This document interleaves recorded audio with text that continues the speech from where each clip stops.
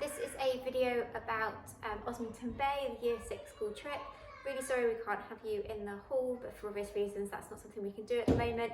I'm hoping that listening to the presentation will take you through some of the key questions that you might have.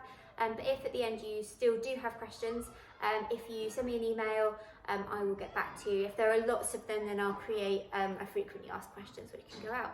So, Osmington Bay, I've got the pictures from obviously not last year because unfortunately they couldn't go, but the year before. So I'm going to get all of these up. So the accommodation is set out in chalets. So children will be in groups of 4, either girls' chalets or boys' chalets. And they, you can see this one here, the children's chalets are all in the middle, and then you normally have a member of staff that sleeps at each end in their own accommodation as well. So although the accommodation does enter straight out into the outside, the teachers are at either end and are therefore able to kind of be on hand if the children need them during the night.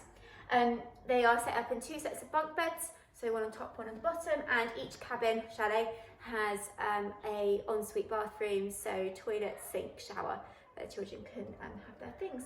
So also on the site are most of the activities, not all of them, most of them, and the site is run by some really experienced staff who become like our team leaders. So when we arrive, we get given a team leader who is with us, and they're with us for kind of every day.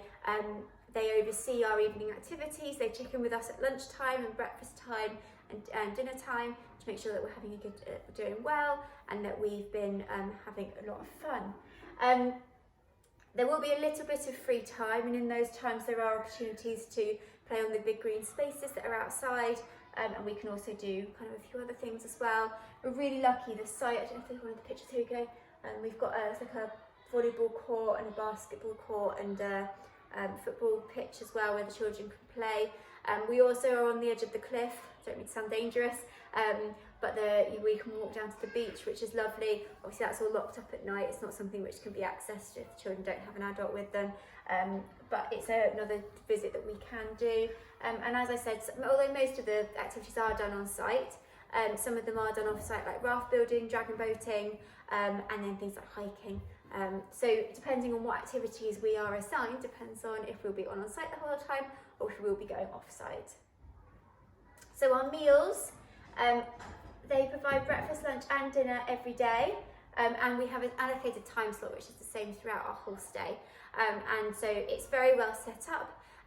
The choices are brilliant, there's always something for everybody, and they accommodate all types of dietary requirements, whether that's vegetarian, dairy-free, gluten-free, or other things, and it's very well labelled so the children can see clearly before they get to the information, before they go to pick up their food, which things they will be able to eat or not eat. But there's always hot food at every single meal, and there's always fruit available. Our activities, so lots and lots of activities. We don't know yet what they've assigned us or what we will be assigned. We get to pick, and there are some things which we try to do, like raft building, because that's a lot of fun. I love that one. But there's fencing, Jacob's ladder, giant swing, low ropes, etc. All of them challenge the children, and they kind of give it, whether that's team building, whether that's giving them a personal challenge. Obviously some of them are going to involve heights, and some of the children might not want to take part in that, and that's fine. We will encourage them, and we'll give the children who really think that they want to do it, they'll go first, and then we'll kind of see if we can encourage the others to do it. And you find 9 times out of 10, all the children do decide to take part in those activities. But obviously we're not going to completely force someone if they really don't want to. And often the adults take part in them too, which can also be a bit of an incentive to kind of the children to do it as well. You can see here's some pictures. I think this was some form of when we were problem solving. This was possibly our raft building, and then you've got some of the girls stood outside their chalet. Our typical day, it's a long day. We're up early, we have breakfast. I remember my first time our breakfast slot was at like 7:20, so you are up early and going. First activity, second activity, lunch, then your third and final activity. We then have about an hour of free time before dinner. There's then an evening activity, and then to the rooms, and we like to try and get lights off by 9:30. Obviously on the first night that doesn't always go to plan, but by the second or third night they're exhausted, so they're flat out. as I said, during the day, so obviously during their, when they're staying in their chalets, there's 4 of them, and we try to put them with at least one other person that they've requested, and that will be done much nearer the time. As far as their day groups go, we then try to mix them up for their day groups. So they're in groups of 10, I think. I can't remember if it's 10 or 15, but we try to mix them up so that they're integrating with the other members of the group that they haven't been with the rest of the time.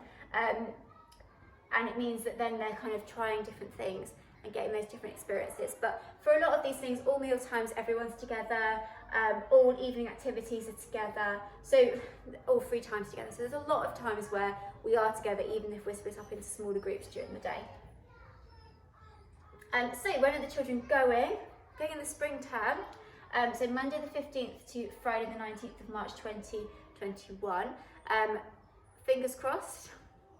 That's when it will happen. We'll just have to see what happens. We'll plan as if we are, and we'll just have to see what the guidance is nearer the time. Cost. So the full cost of it all is £300. That includes all transport, all food or accommodation, all activities. So the deposit is due £60 on the 9th of October, with then your second payment by the beginning of November, then December, then January, then February. So it's split across 5 different months, so it's spread out. Obviously, if there is any questions around payment or support with payment, please let us know. We can get in touch with you to let you know kind of how we can help you with that.